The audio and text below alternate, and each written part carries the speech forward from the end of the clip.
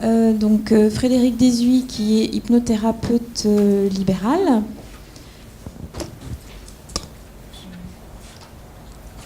Marc et Gaël. Bonjour, ça va ? Ça va, merci. Catherine. Donc Catherine Ignacio, qui est déléguée Rhône-Alpes de l'Association des personnes de petite taille. Marc Thiellet et Gaël Leguerne de l'Association du syndrome de Nail-Patella. Vous voulez pas qu'on amène le... C'est bon ? Voilà. Et donc, Jocelyne Borel-Cuner, qui est... c'est un peu long. Urgentiste, algologue, yoga thérapeute à l'hôpital Simone Veil à Aubonne. Elle a ouvert une consultation de yoga thérapie. Voilà, elle interviendra cet après-midi sur la yoga thérapie en particulier. Mais là, pour l'instant, on va essayer d'organiser tous ensemble, de vous donner la parole les uns après les autres par rapport à ce que vous faites, puisqu'en fait, quand on a préparé... Je vous donne le micro. Quand on a préparé la rencontre avec Guillemette et Elisabeth, on s'est très bien rendu compte que la pratique de l'hypnose, la pratique de la méditation était relativement répandue à la fois à l'hôpital, donc on en a parlé pour les centres douleurs, en libéral, et les patients atteints de douleurs osseuses, de pathologies osseuses, eux-mêmes avaient recours d'ores et déjà à ces pratiques. Donc on va essayer d'organiser une discussion entre les différentes personnes qui sont rassemblées ici et la salle. Voilà. Donc, Jocelyne. Oui, alors j'ai la dure mission d'être le modérateur de cette table ronde. Merci de m'avoir invitée déjà. Moi, je suis un petit peu toute nouvelle depuis 2 ans et demi officiellement dans la douleur en tant que médecin algologue, puisque j'ai fait une reconversion du milieu hospitalier et des urgences par tous les petits bouts de la lorgnette que j'ai pu explorer vers la douleur, et ceci par l'intermédiaire d'un outil très particulier qui est effectivement le yoga thérapeutique et qui inclut de fait la méditation, et j'ai aussi une formation universitaire en méditation et neurosciences. Donc je suis très heureuse de pouvoir vous intervenir, et j'ai écouté avec attention la dernière présentation sur la pleine conscience, et j'aurais déjà quelques questions, mais je pense que peut-être il faut on peut commencer par ça si vous voulez, hein, parce qu'il y avait une question par rapport à l'intervention de Stéphanie Pellissolo. Après ces 8 séances, on fait quoi ?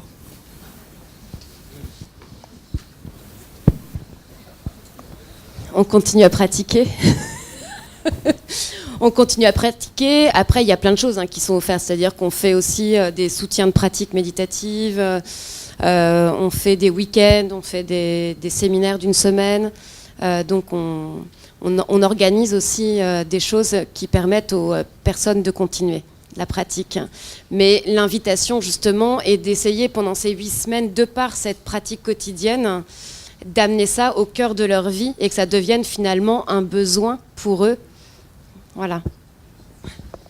Si on reste sur la méditation, peut-être que Catherine, vous pouviez enchaîner. Bonjour. Donc du coup, oui, la méditation, vous avez tout résumé en fait. Parce que voilà, moi, je l'emploie... Oui, moi je l'emploie du point de vue du patient. Moi, quand je ressens une forte douleur, je venais déjà avec une pathologie qui fait souffrir.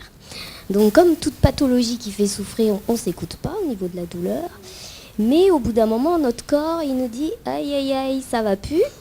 Donc je suis tombée dans une très grande fatigue, et du coup par rapport à ça, j'ai réfléchi à ce qui pouvait m'amener à aller mieux et effectivement vivre avec cette douleur, tout comme vous l'avez signifié. Et en fait, j'ai commencé par l'hypnose, qui m'a amenée à faire de la méditation, parce que je ne sais pas ce qui s'est passé, mais pendant l'hypnose, j'ai pensé au Reiki, j'ai du monde autour de moi qui en fait, donc du coup j'ai passé mon 1er degré, et quand on le fait, on a tout un protocole où pendant une 20aine ou 30aine de jours, on doit faire de la méditation tous les jours chez soi. Et quand j'ai fait ça, je me suis retrouvée dans un état... j'étais bien dans mon corps. En fait, j'étais mais vraiment super bien. J'ai jamais eu mal pendant tous les jours où j'ai fait de la méditation, mais même quand j'ai fait de l'hypnose, hein, c'était génial. Et donc du coup après je me suis dit pourquoi pas continuer. Et donc j'ai continué toute seule chez moi, où j'essaye de le faire parce que bon, j'ai un travail à temps plein, on a notre vie qui va de plus en plus vite, donc c'est pas évident. Mais j'essaye chez moi de le faire une fois par semaine, où je me mets au calme, j'éteins tout, je me mets une petite musique que j'ai téléchargée sur mon portable. Voilà, je suis allongée, je respire et après, si j'ai mal, je me concentre effectivement sur la douleur et j'ai l'impression que ça la déploie. En fait, on est stressé quand on a mal. Enfin, moi, c'est l'impression que j'ai. Et de faire de la méditation, voilà, on détend tout. Et donc, du coup, la douleur, oui, elle devient moins prenante.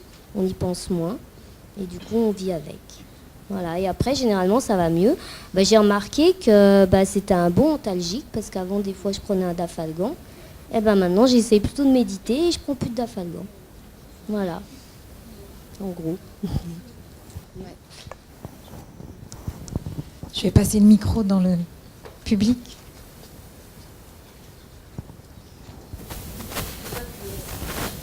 Delphine Follet, présidente de l'association CED1+, donc patient de syndrome d'Ehlers dans l'os. Je voulais rebondir sur votre témoignage pour faire un petit partage d'expérience également, puisqu'on fait une cure annuelle, nous, au niveau du syndrome d'Ehlers dans l'os, et on a mis en place des ateliers d'initiation, puisque dans une cure, on ne peut pas faire énormément d'ateliers, à la méditation en pleine conscience et également au Reiki, avec beaucoup d'appréhension de la part des patients.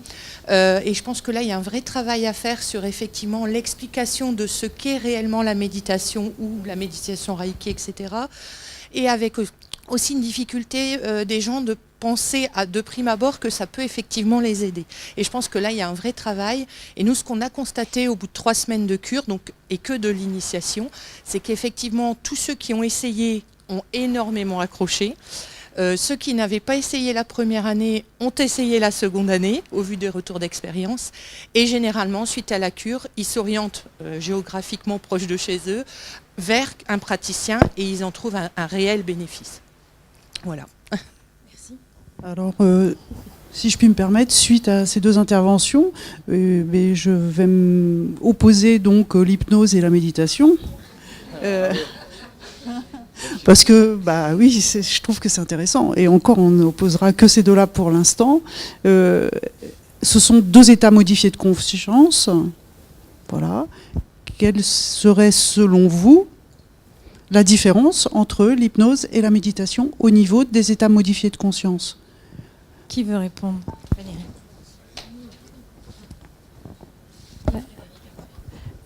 Il me paraît important de dire qu'effectivement, on ne va pas avoir le même phénomène puisqu'on va s'appuyer plus sur la dissociation concernant l'hypnose. On va être ici et en même temps ailleurs. Alors que dans la méditation, on va s'ancrer dans son corps et être dans une attention bienveillante, une douceur à son corps pour pouvoir réintégrer son corps. C'est plutôt, du coup, de l'ancrage en méditation.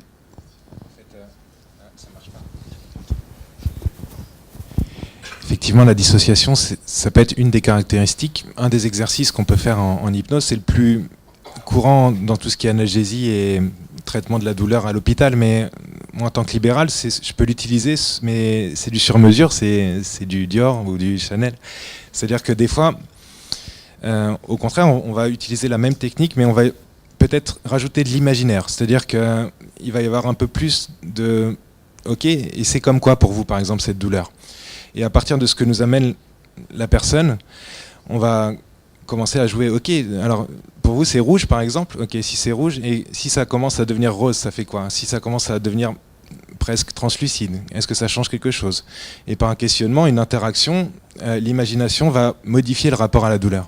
Donc c'est une façon de se l'approprier. Donc on n'est pas forcément dans de la dissociation en hypnose, on peut, et ça peut être très bien pour certaines personnes. Mais quelquefois on va être dans de l'association, mais avec... Plutôt que de l'accepter comme ça, on l'accepte d'abord, c'est la première étape, mais ensuite on le transforme. Donc c'est peut-être la différence pour moi entre la méditation pleine conscience et l'hypnose.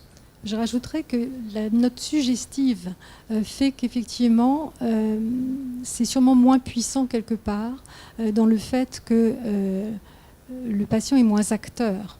En fait, pour moi, qui pratique les deux techniques, je pense que la méditation avec la compassion est sûrement plus puissante par rapport à la douleur, dans la mesure où elle va permettre au sujet d'être complètement acteur. Il n'a pas besoin d'un tiers, même s'il s'agit d'auto-hypnose. J'ai envie de dire qu'on a quand même ce côté suggestif qui là encore, n'est pas là. Oui, et en même temps. En même temps, pas forcément. C'est-à-dire que l'idée, c'est toujours de rendre l'autonomie à la personne et justement d'aller vers de l'auto-hypnose. C'est pour ça que ce serait intéressant que vous interveniez. Je vais vous laisser le micro. Enfin, ouais. Alors, moi, je pratique l'auto-hypnose depuis pas loin de 10 ans maintenant. Et pour moi, la grosse différence, c'est que l'auto-hypnose, c'est un outil de gestion au quotidien. C'est-à-dire que c'est vraiment, on l'intègre en fonction de son activité. Moi, je l'ai appris en centre antidouleur. Alors, c'est très intéressant parce qu'il y avait tout un aspect de groupe qui était intégré avec de l'individuel. Avec des gens qui avaient des pathologies toutes très différentes, avec des niveaux de douleur aussi très très différents. Et en fait, pour moi, c'est un outil. C'est vraiment un outil. Il s'intègre en complément avec tous les autres outils thérapeutiques. Et par contre, moi, j'ai une pathologie où la mutation de notre gène, elle atteint les neurones messagers de la douleur au niveau de la corne spinale. Et on est tous très très douloureux. Et moi, avec l'hypnose, je sais que j'aurai toujours très très mal tout le temps. Mais par contre, moi, je fais une pause. C'est-à-dire que ça me permet de regagner en capacité de gestion de la douleur. Voilà. C'est peut-être quelque chose de moins structurel, mais par contre c'est très puissant et c'est très efficace sur le moment, et ça permet d'avancer, quoi. Quelles sont vos techniques, si vous pouviez les expliquer pour les gens qui ne connaissent pas forcément? Comment vous faites? Quels sont vos outils à vous? Alors, moi, c'est la thérapeute, elle nous a expliqué le principe de l'hypnose. C'est un état de conscience modifié. C'est l'aire visuelle associative du cerveau qui se met à fonctionner de façon un petit peu modifiée. Le cerveau se met à sécréter ses propres antalgiques. Donc, voilà, moi je pense que le fait qu'il y a aussi une baisse de la douleur pendant l'état d'hypnose, voilà, c'est intéressant aussi parce que ça vient en complément des médicaments, mais moi j'ai pu réduire ma prise antalgique avec l'auto-hypnose. Je prenais mes doses de morphine que je prends structurellement, elles ont quand même bien baissé avec ça. Et puis après, au départ, l'idée c'est d'avoir un chemin qui est adapté à chacun. Effectivement, l'aide du thérapeute, c'est intéressant au départ parce que ça permet un petit peu de se structurer puis de voir ce qui peut matcher. Et puis après, avec l'expérience, finalement, je me suis complètement libéré de ce qu'on m'avait glissé au départ pour démarrer. Et aujourd'hui, vous faites comment, par exemple? J'ai pas d'image particulière, c'est vraiment en fonction du moment. Je me sers de l'environnement dans lequel je suis. Ça peut être sonore, ça peut être des associations d'images. Au départ, moi, l'image de départ, ça avait été un arbre ancré avec les racines et puis qui puise ses ressources pour tenir. Et puis après, on m'a diagnostiqué une fragilité vasculaire. Et donc là, l'arbre, c'est devenu complètement le truc qui m'a bugué. Donc là, je suis revenu en hypnose à ce moment-là, voir la personne qui m'avait un petit peu lancé pour que elle reformate un petit peu tout ça, retrouver quelque chose d'adapté. Puis finalement, c'est là que je me suis libéré de ce qu'on m'avait donné comme outil, parce que j'ai compris qu'en fait, il fallait que moi j'adapte en fonction de mes douleurs du moment, de ma problématique du moment, ce dont je pouvais me servir. Je ne sais pas si c'est très clair, mais voilà. Donc en fait, vous êtes devenu l'acteur en fait de votre auto-hypnose, mais l'acteur du soin complet, quoi. Oui, et puis le hasard fait que là, on vient démarré notre association pour notre syndrome. Et une des personnes que j'ai rencontrées avec qui on a lancé l'association, elle a eu à peu près, je pense, le même parcours que moi sur à peu près la même durée. Et aujourd'hui, elle est devenue thérapeute en hypnose. Voilà, je trouve ça intéressant aussi, parce que c'était pour lui, je pense, une opportunité de reconversion, de refaire autre chose en tenant compte de sa pathologie. Parce que la clé, c'est quand même, pour que l'auto-hypnose et l'état d'hypnose fonctionnent, c'est d'accepter qu'on est malade. Et c'est ce que moi je faisais pas. Il y a quand même des parallèles avec la méditation pleine conscience. C'est tout l'aspect il faut pas être en lutte contre la douleur et en fait il faut lui faire une place. Il faut accepter que on est malade, on est douloureux et il faut s'en occuper positivement. Et pour ça il faut pas essayer de l'écraser. Il faut lui faire une place. Au contraire.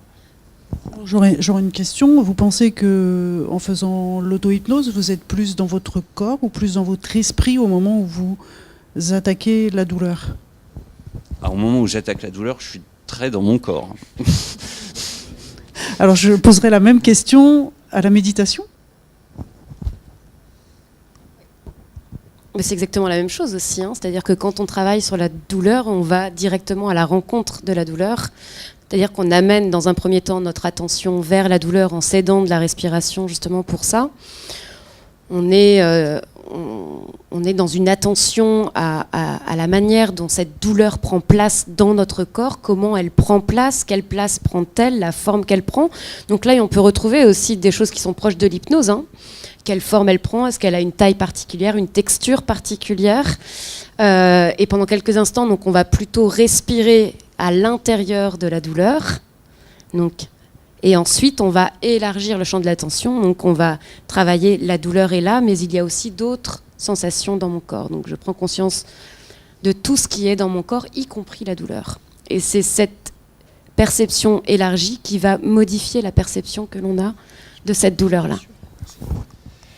Et c'est vrai que là, dans ce qui a été défini comme de l'hypnose, on s'attache à une technique, mais c'est bien au-delà en fait. Une hypnothérapie, c'est pas une technique, c'est prendre une personne dans sa globalité et lui redonner espoir. C'est peut-être la chose la plus importante en fait, c'est à travers une narration, et c'est un peu tout ce qui a été dit auparavant, que la personne puisse se raconter une histoire avec de la lumière quand même, il y a de la souffrance, il y a quelque chose de difficile, on lui fait une place, on l'accueille. On peut la transformer aussi parce qu'en fait, on se rend compte que le corps et l'esprit, c'est une seule chose, c'est lié. Et donc, on va permettre à la personne de voir, si vous n'êtes pas cette douleur, vous êtes qui? En fait, qu'est-ce que vous êtes? Et prendre les états modifiés de conscience comme un espace pour ouvrir aussi l'imaginaire et que la personne puisse se désidentifier de la douleur aussi, c'est-à-dire l'accepter, mais la personne ne se définit pas seulement comme douloureuse, mais aussi comme quelqu'un qui a un projet de vie, quelqu'un qui a du sens, qui va faire quelque chose de sa vie tout simplement, qui va se prendre en main. Donc c'est pas seulement une technique pour fuir la douleur, au contraire en fait c'est une technique pour jouer avec elle, pour l'apprivoiser. Oui, je voudrais rebondir là-dessus sur le fait de douleur aiguë ou douleur chronique. Parce qu'en fait, je pense que les choses sont différentes si on se fixe dans un cas ou dans l'autre. C'est vrai que la dissociation hypnotique avec les enfants et le fait de travailler sur l'imaginaire est extrêmement puissant. Hein. Quand je parlais tout à l'heure de la méditation avec un pouvoir important par rapport à l'autocontrôle, je pense que chez les enfants, il serait dommage de ne pas profiter de cet imaginaire qui est tellement vaste et tellement près de la réalité, tellement palpable, de se priver d'un outil aussi puissant pour eux, ce serait ridicule. Maintenant, tout le monde n'a pas cette capacité imaginaire en tant qu'adulte. Ça s'entraîne. On est plus ou moins rêveur ou plus ou moins accessible à cela. Ça s'entraîne. Et du coup, ça s'entraîne bien évidemment, mais on a plus ou moins de capacité et on est plus ou moins dans une personnalité qui le permet ou pas en fonction de son état.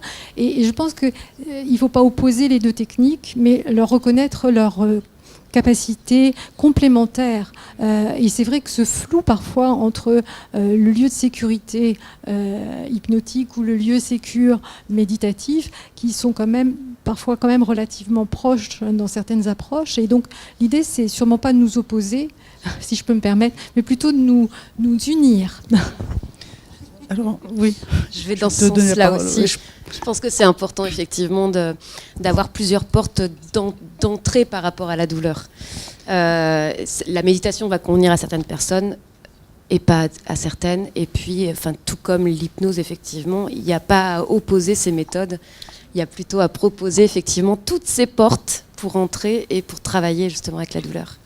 Oui, alors, c'était exactement ça le but. Est-ce qu'il fallait opposer les méthodes? Donc vous avez bien répondu, mais alors surtout, si vous pouviez répondre sur le plan neurophysiologique, est-ce qu'il y a une différence? Est-ce qu'on a montré des différences au niveau, je dirais, des zones cérébrales qui s'allument ou qui ne s'allument pas? Est-ce qu'il y a une zone différente entre l'hypnose et la méditation? Ou est-ce qu'en fait, c'est deux outils complètement différents pour aboutir à la même chose? En fait, on a étudié plusieurs choses, les zones d'activation, aussi les ondes cérébrales. Et déjà, l'hypnose, en fait, c'est un mot, mais c'est difficilement scientifiquement étudié, enfin, un objet d'étude. Pourquoi? Parce que pour les scientifiques, on doit avoir quelque chose de randomisé, quelque chose de très protocolaire. Et en fait, l'hypnose, par définition, pour qu'elle fonctionne, elle doit être adaptée à chaque personne. Donc on ne peut pas utiliser un protocole préenregistré, un script qui serait universel. Et donc l'idée, c'est d'aller vers des états d'hypnose, et on n'a pas besoin des mêmes états d'hypnose selon les personnes. Il y a des états d'hypnose qui vont vers la relaxation, d'autres vers l'activation. Et il y a des états d'hypnose qui vont accélérer le rythme, par exemple des ondes. Souvent en hypnose humaniste, on va aller vers des ondes qui vont être plus rapides. Et il y a des états d'hypnose qui vont aller au contraire vers un ralentissement. Donc ça crée vraiment des choses différentes, et selon les besoins, on va aller dans un sens ou dans un autre. Pour la méditation, c'est des ondes alpha, si je me souviens bien, en général.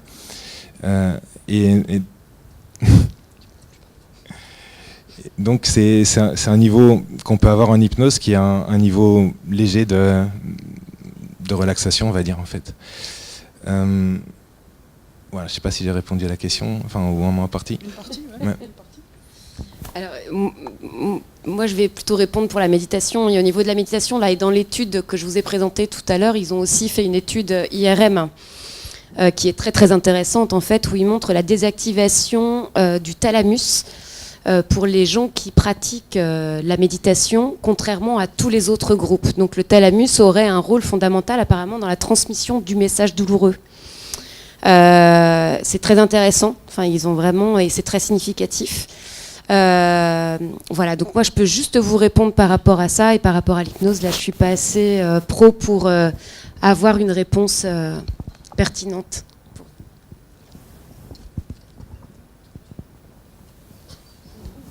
Alors juste, je vais vous donner un petit apport. Oui, effectivement, il y a une différence. Donc, il n'est pas légitime de les opposer parce que les résultats sont bénéfiques et on peut utiliser toutes les méthodes pour calmer la douleur.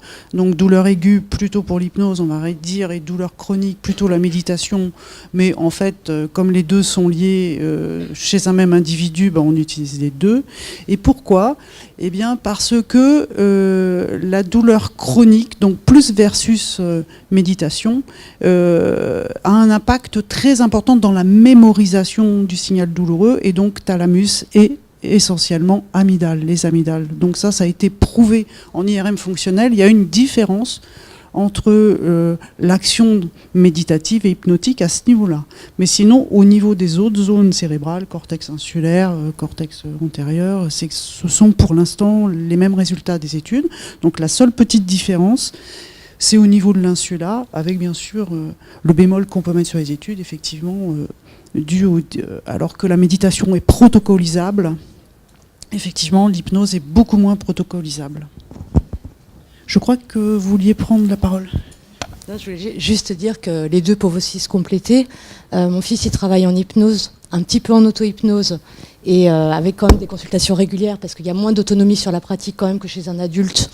il a besoin de revenir quand même voir le thérapeute et travailler. Donc il s'était lancé sur l'hôpital sur une série de 8 consultations et on a continué derrière en libéral. Donc il a une consultation mensuelle. Et puis en psy, du coup, il travaille plus en méditation en fait. Après, il a les 2 outils et il verra bien ce qu'il en fait. Il pourra utiliser la méditation qui travaille en psy en douleur. Voilà, c'est des ressources, quoi. Le but, c'est d'avoir le plus de ressources possible. Et après, la personne, elle voit. Mais chez l'enfant, j'ai l'impression qu'il y a enfin, je sais pas si vous arrivez à des pratiques autonomes complètes. En tout cas, là, il a 10 ans. S'il n'a pas les rappels, c'est trop compliqué. Avant 11 ans, il est difficile de penser sur sa pensée. Donc quand ça va bien, on ne le fait pas. Il faut avoir un coach. Alors que ce soit les parents. Moi, je travaille aussi beaucoup avec les parents, justement. Alors oui, juste sur les parents, parce que moi, la psy m'a proposé en méditation. C'est pas du tout mon truc. Je suis hyper nulle. Donc je l'ai fait parce que je suis gentille, tout ça. J'ai fait le tapis volant. Il a trouvé ça hyper nul. C'était horrible. Je me suis dit, mais finalement, t'as le droit de dire non, quoi. T'en fais assez. Enfin, c'est pas ton truc, tu le fais pas bien. Et de me décharger aussi, de dire, ça, j'y arrive pas. Alors, moi, je ne disais pas ça comme ça. Je Oui, disais simplement dans le fait que le parent puisse s'investir dans le fait de rappeler à l'enfant. Plutôt comme une mémoire. Après, lui, il peut avoir ses trucs. Et puis, moi, je pense que des choses très simples chez l'enfant, des choses sur le souffle, mais même chez l'adulte, hein, parce que je pense que ce qui est central dans tout ça, c'est le souffle, la respiration, en fait, savoir souffler, parce qu'on sait inspirer, parce que c'est automatique, mais souffler, c'est encore une large issue, et tout est basé là-dessus, en fait, sur la capacité à retrouver une respiration ample pour pouvoir lâcher. Dans tous les sens du terme, hein, faire off à l'ordinateur. Et je pense qu'effectivement, les parents, ils peuvent être là pour renforcer l'enfant dans ses pratiques, lui donner idée de le faire même s'il n'a pas mal. Parce que effectivement, il y a tellement de contraintes dans la maladie, la douleur, que quand ça va bien, voilà, on fait off complètement. Or, je pense que ça peut être un moment de fun, hein, ce que je disais tout à l'heure. Ça doit être pas une contrainte supplémentaire, mais un moment de plaisir. Faire les andouilles avec des ballons, souffler les bulles. Maintenant, il y a des pistolets. On peut même se mettre à l'intérieur d'une bulle. Enfin, l'idée, c'est de se faire plaisir. Pour moi, le plus important dans tout ça, c'est sortir de cette note émotionnelle qui est prouvée, comme on le rappelait, mais il y a aussi toutes les études de Rainville et à Montréal qui montrent effectivement que ce qui change, c'est le contexte émotionnel dans l'hypnose. Et donc, en fait, moi, je pense que notre rôle, c'est effectivement d'être le mieux, dans le meilleur des mondes, en fait. Et moi, j'aime bien la phrase de « il n'y a pas de mal à se faire du bien ». Je répète ça sans cesse, parce que je pense que c'est se réorienter vers le plaisir. C'est le meilleur antidote de la douleur, en fait.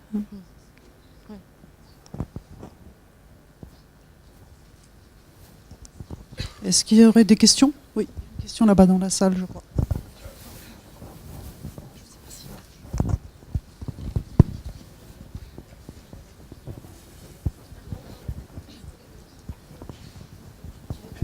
Bonjour. Y a-t-il des prérequis selon vous pour la pratique de l'hypnose? Est-ce qu'il faut un lâcher-prise avant? Est-ce qu'il faut déjà avoir cheminé un petit peu vers l'acceptation de la pathologie et de la douleur avant de commencer à pratiquer l'hypnose? Alors, moi, je dirais que non. Parce que je l'ai vu dans le groupe. On avait tous effectivement des profils très très différents. Avec des personnes pas du tout avancées sur le lâcher-prise. Moi, pas super non plus à la base. Donc il m'a fallu un peu plus de temps que certains. Et puis d'autres pour qui il a fallu plus de temps encore.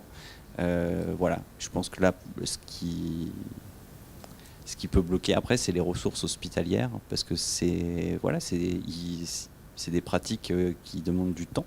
Donc voilà, peut-être qu'au bout d'un moment, il y a une histoire d'argent. Mais non, je pense qu'il faut pas se dire... on se découvre.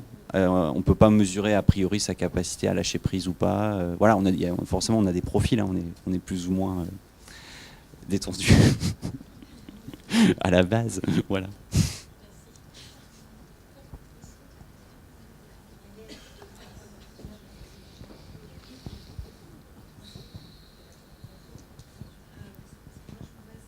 Pensez que tout le monde, je dis bien tout le monde, peut effectivement faire de l'hypnose.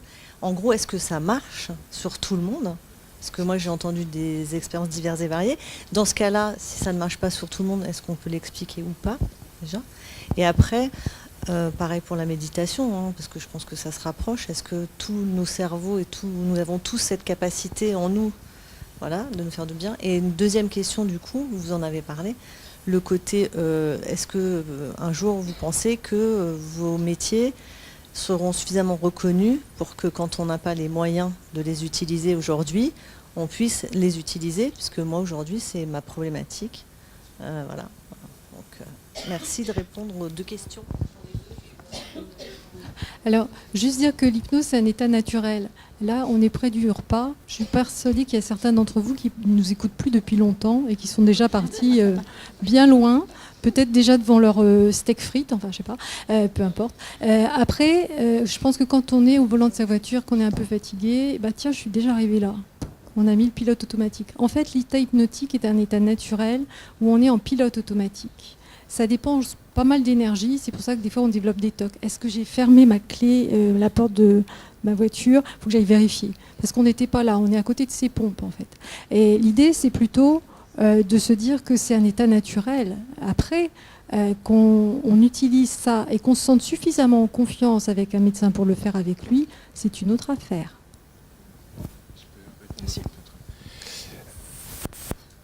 Allô? Ah oui, ça marche. Oui, c'est un état naturel, effectivement. Pour répondre à la question, est-ce qu'il y a des gens qui sont plus aptes ou pas? Oui, comme pour toutes les activités humaines, en fait. Il y a des gens qui vont pouvoir courir le 100 mètres en moins de 10 secondes, c'est pas mon cas.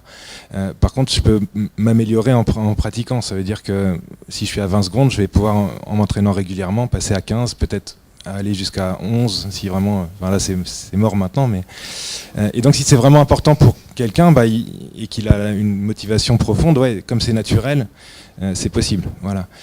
À part des lésions au cerveau, et encore, même ça en fait, on se rend compte que le cerveau a une plasticité assez énorme, donc il n'y a pas de contre-indication. Maintenant, il y a des gens qui vont avoir plus de facilité et donc qui vont y aller plus facilement et qui vont continuer plus facilement. Moi par exemple la méditation, j'ai essayé, j'ai beaucoup plus de mal qu'avec l'auto-hypnose, donc je fais de l'auto-hypnose, c'est aussi simple que ça quelque part.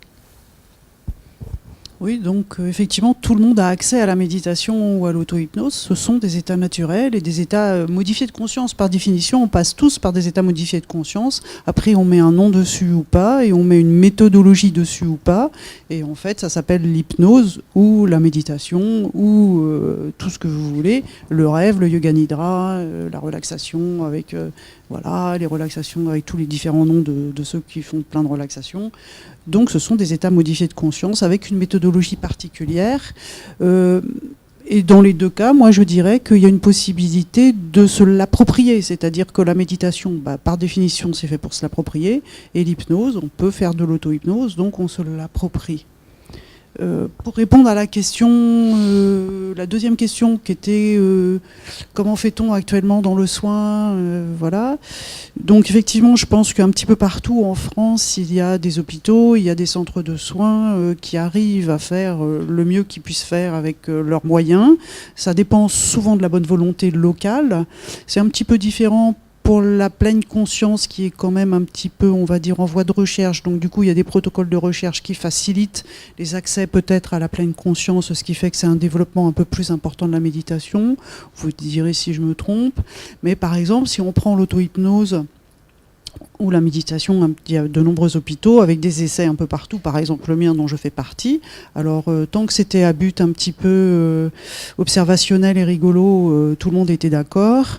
À partir du moment où ça commence à prendre de l'ampleur et où ça demande plus de moyens, là on est confronté aux problèmes financiers, puisque pour avoir des sous, on est dans une société où il faut faire de la recherche pour montrer que ça fonctionne avec des études randomisées.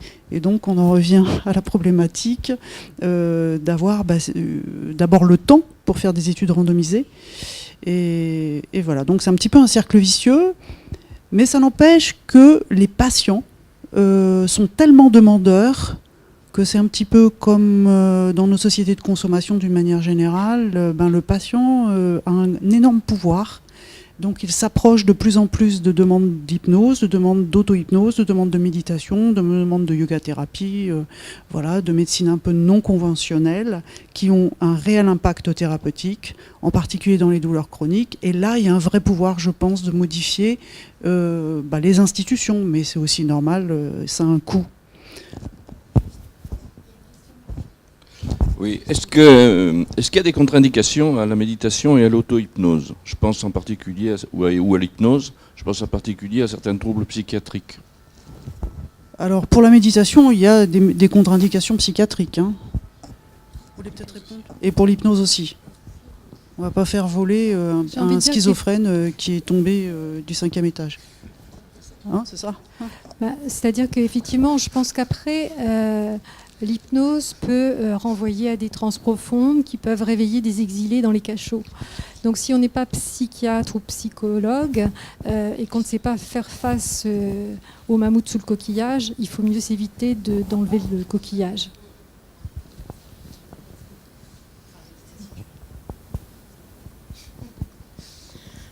Pour la méditation, en fait, il y a tous les états aigus.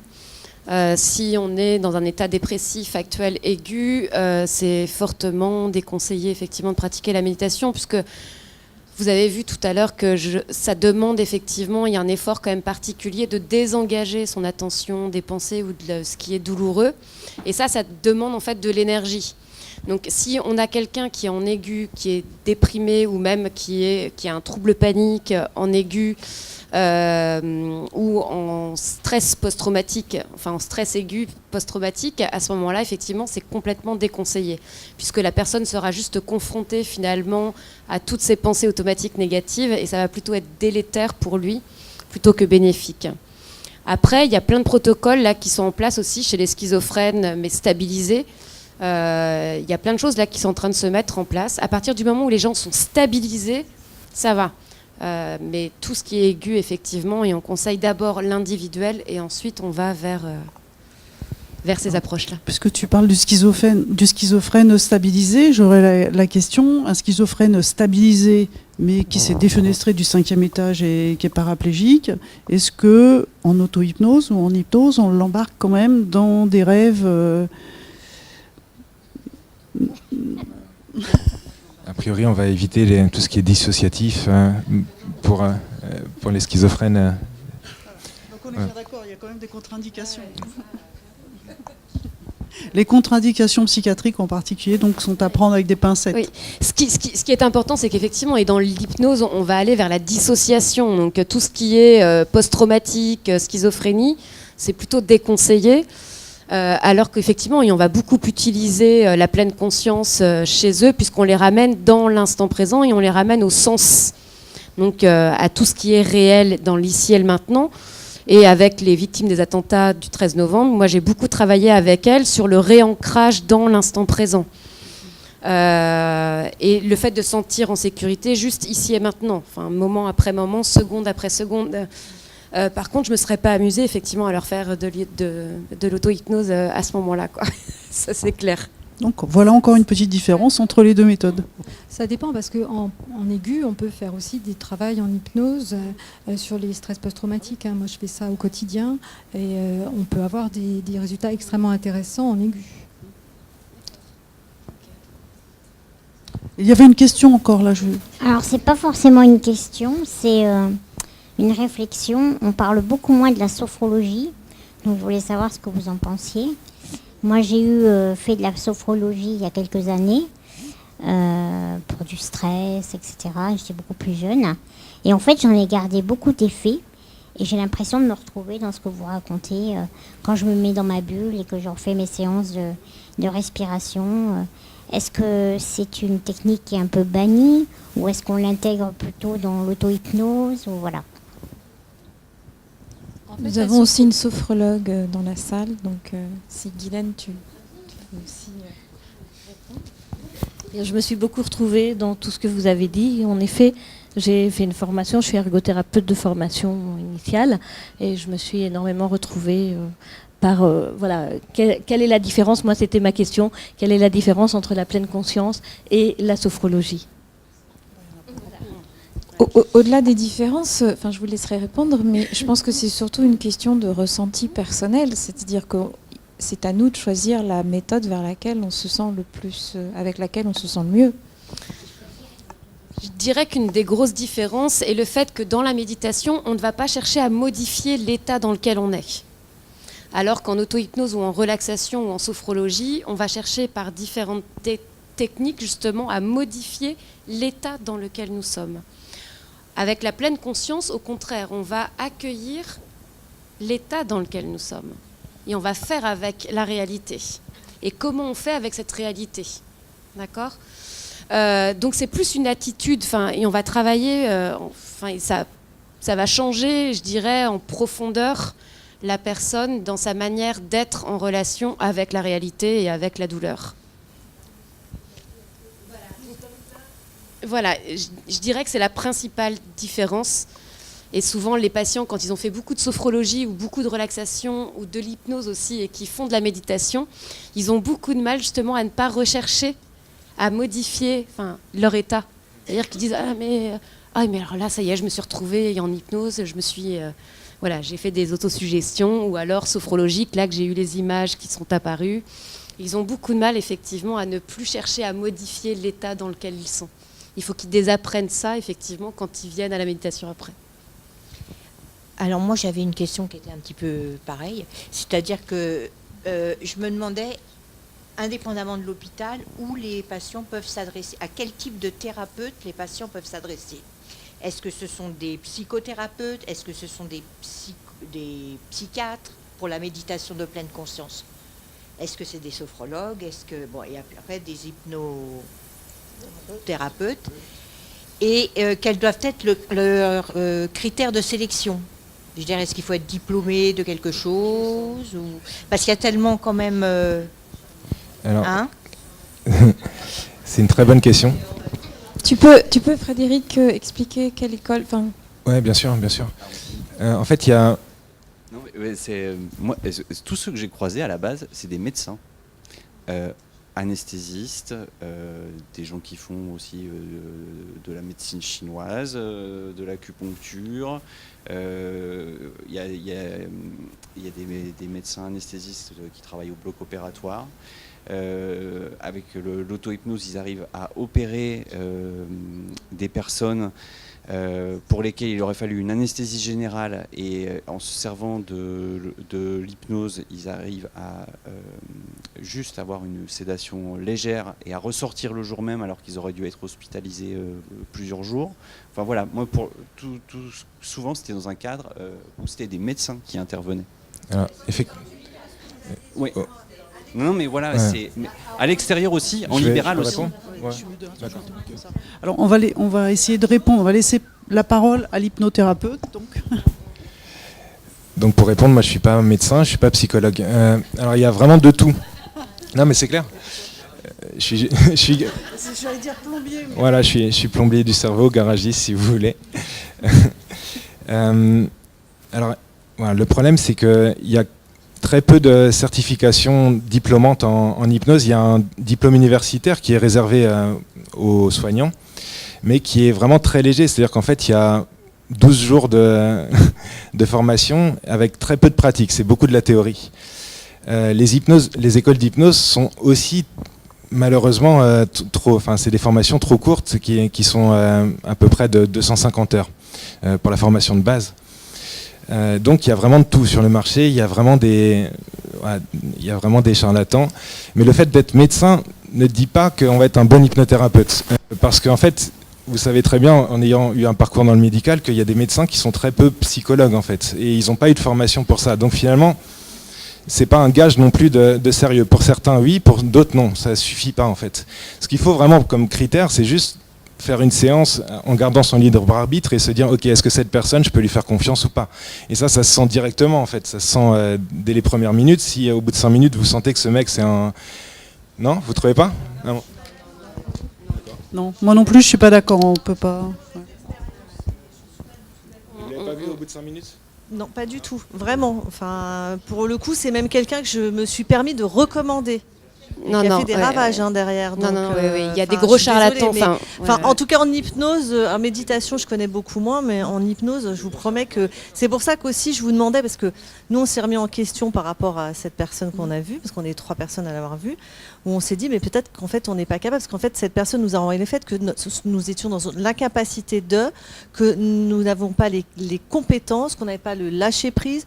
Par exemple, moi, elle m'a dit que j'étais trop quelqu'un dans le contrôle et que de toute façon, je voulais tout gérer et que de toute façon, enfin bon, voilà. Donc, à part s'être fait enlever 85 € pendant 4 semaines, c'est tout ce que ça m'a apporté. Ça m'a juste apporté 85 € de moins sur mon compte en banque, 4 semaines. Et franchement, c'est quelqu'un que j'avais recommandé. Donc, quand vous dites au bout de 5 minutes, non, je vous promets que non. Et parce que c'est quelqu'un que j'ai trouvé que j'étais bien accueillie, j'ai trouvé une certaine écoute. 4 fois 1 heure avant de me rendre compte que effectivement, parce que on nous proposait, moi j'ai effectivement commencé à comprendre le côté commercial à la 4e séance. Moi, ce que j'aurais à rajouter... C'est-à-dire que quand on a commencé à me parler de carte de fidélité, de que si je continue à ramener du monde et puis les week-ends qui étaient organisés, puis la semaine, et puis un groupe de parole de femmes, et puis machin, voilà. Mais effectivement, et je pense malheureusement que j'ai aussi un long parcours grâce à ce qui m'est au handicap, la maladie et tout, et que justement je suis assez méfiante parce que j'ai aussi rencontré de mauvais médecins, faut pas se mentir, et je suis tombée dans le piège. Avec une belle plaque, avec plein de jolis papiers au mur, comme quoi cette personne a fait plein de choses. Voilà. Moi, ce que je voudrais préciser par rapport à cette question, et qui me semble être quand même une question très importante, c'est que dans ces thérapies complémentaires de prise en charge de pathologies chroniques, donc là on parle plus spécialement de la douleur, mais je pense que nous, thérapeutes, soignants, médecins ou non médecins, mais à partir du moment où on a une certaine reconnaissance de notre travail, il est très important et de recommander des personnes que l'on connaît personnellement, et je pense que une des manières quand même pour le patient de s'y retrouver, c'est de demander peut-être à un soignant initialement, dans un système, dans une filière de soins, en qui il a déjà confiance et qui, le soignant lui-même, aura un panel de praticiens ou praticiennes, enfin voilà, et de thérapeutes qu'il pourra recommander en fonction de la pathologie du patient. D'une manière générale, quand même, les diplômes, c'est un garant. Quel que soit le diplôme, même si c'est pas un DU universitaire, si à partir du moment où il y a une formation de plus de 300 heures ou 400 heures, c'est quand même un garant de sélection. Effectivement, moi, c'est ce que j'aurais à dire. C'est important pour l'avenir de la méditation, pour l'avenir de l'hypnose, pour l'avenir de toutes ces techniques complémentaires, qu'on y mette un sérieux, une reconnaissance et effectivement, ça passe par des diplômes et ça me semble être fondamental. Bien évidemment, le diplôme ne suffit pas, il faut l'expérience derrière. Est-ce que, par exemple, il y a une fédération des hypnothérapeutes sur je pense. Oui, il y a un syndicat national des hypnothérapeutes qui garantit en partie la qualité, mais c'est pas suffisant non plus en fait, vraiment pas. Effectivement, je pense qu'il y a vraiment un travail à faire, mais parce que c'est assez neuf, de reconnaissance de l'hypnose avec un cursus qui soit mieux construit. Mais étant donné que pour l'instant, il n'y a pas vraiment de reconnaissance au niveau académique et au niveau de... Si, il y a quand même le statut du psychothérapeute qui a été légiféré il y a quand même quelques années. Sont reconnus, et pour être reconnu psychothérapeute, ça implique d'avoir des formations spécifiques, d'avoir un certain nombre d'heures de formation en psychopathologie, d'avoir un certain nombre d'heures de formation sur la psychologie aussi normale de l'individu. Pour être reconnu psychothérapeute. Donc justement, il y a quelques années, pour éviter justement les charlatans ou pour éviter les gens qui n'étaient pas assez pros, ils ont légiféré sur ça justement parce que les gens se faisaient avoir. Il y avait énormément de dépôts de plaintes par rapport à un bon nombre de thérapeutes. Aujourd'hui, ces gens-là s'appellent psychopraticiens. Donc il faut que vous arriviez à distinguer les psychopraticiens des psychothérapeutes. Les psychothérapeutes ont un numéro ADELI, ils sont recensés à l'Agence régionale de la santé. Et ça, c'est un garant, effectivement, des gens à qui vous avez affaire. Et vous êtes en droit de demander au thérapeute, quand vous le voyez, quelle est sa formation et s'il est référencé, effectivement, est-ce qu'il est reconnu comme psychothérapeute. Si vous dites psychopraticien, c'est pas la même chose. D'accord ?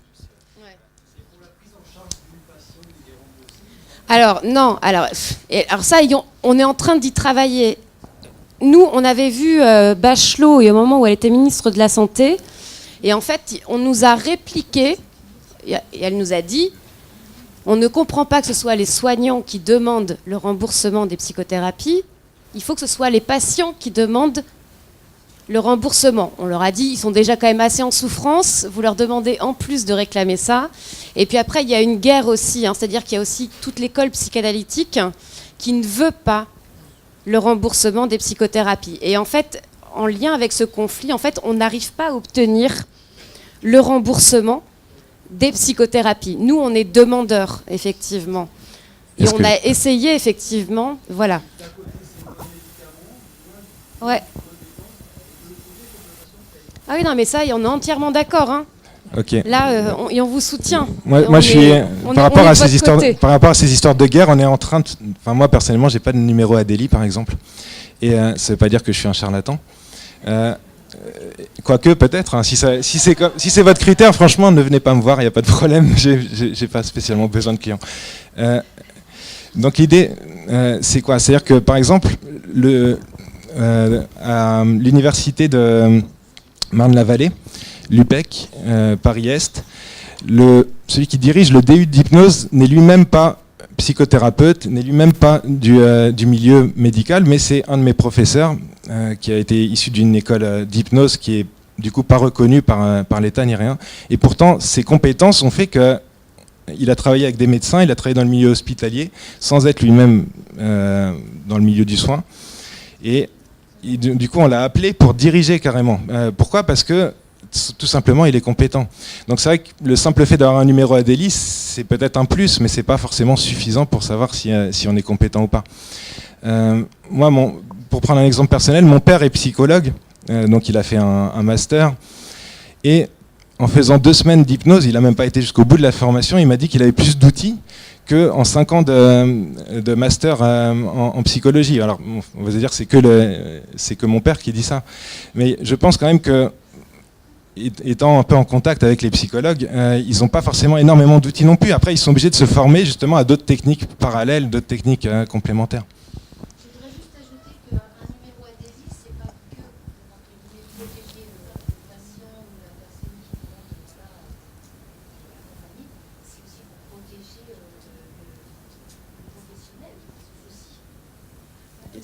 D'avoir un numéro reconnu par l'agence de santé, enfin, ça démontre que tu as un cursus, un parcours de formation reconnu, validé, qui peut aussi d'une certaine façon te protéger la profession dans laquelle tu évolues. C'est-à-dire que, je ne sais pas comment expliquer, mais aujourd'hui par exemple, un psychologue, s'il veut faire passer des tests psychométriques, etc., il faut qu'il puisse justifier qu'il a en effet fait sa formation dans telle université, et s'il veut exercer par exemple dans l'éducation nationale ou autre, je dis un truc précis, c'est vrai, mais il faut qu'il ait son numéro Adélie enregistré dans le département où il travaille. Enfin, je sais pas. Mais je crois pour qu'on va pas réussir en revenir à la méditation et à l'hypnose, je pense que donc ce sont des techniques qui ont fait leurs preuves, qu'on utilise dans la douleur et dans les maladies chroniques, et c'est important, et de la part des professionnels, de se cadrer pour être encore plus professionnel. Et c'est le message moi que j'aurais à dire, et de la part des patients de faire attention effectivement à plutôt faire partie d'un réseau qui a été plus ou moins orienté de manière à ne pas tomber et sur des charlatans et justement à ne pas nuire à ces techniques qui sont fiables, si elles sont qui sont fiables, qui sont en expansion, qui sont certainement une partie de l'avenir de bien nombre de thérapeutiques sur le plan du soin et médical. Et donc ça serait dommage de polluer en fait et de ne pas rester rigoureux, même si ça paraît être des chemins, bien sûr, on peut toujours prendre des chemins qui sont accessoires et revenir au centre, mais tant qu'à faire, vu l'ampleur que ça prend actuellement, c'est intéressant de partir sur des chemins plutôt balisés, et de manière à être le plus rigoureux possible pour pouvoir en faire bénéficier le plus grand nombre. Pour en revenir au remboursement, effectivement, quand ce sont des médecins, c'est plus facilement remboursé. L'acte est plus facilement remboursé. Maintenant, souvent, ce sont des médecins qui sont installés en secteur 2 ou désectorisés. Et donc, il y a quand même une part importante à payer du patient. Mais il y a quand même au moins une possibilité de remboursement. Il faut savoir aussi qu'il y a des mutuelles actuellement qui prennent en charge au moins 4 ou 5 séances annuelles. Donc beaucoup de mutuelles le font.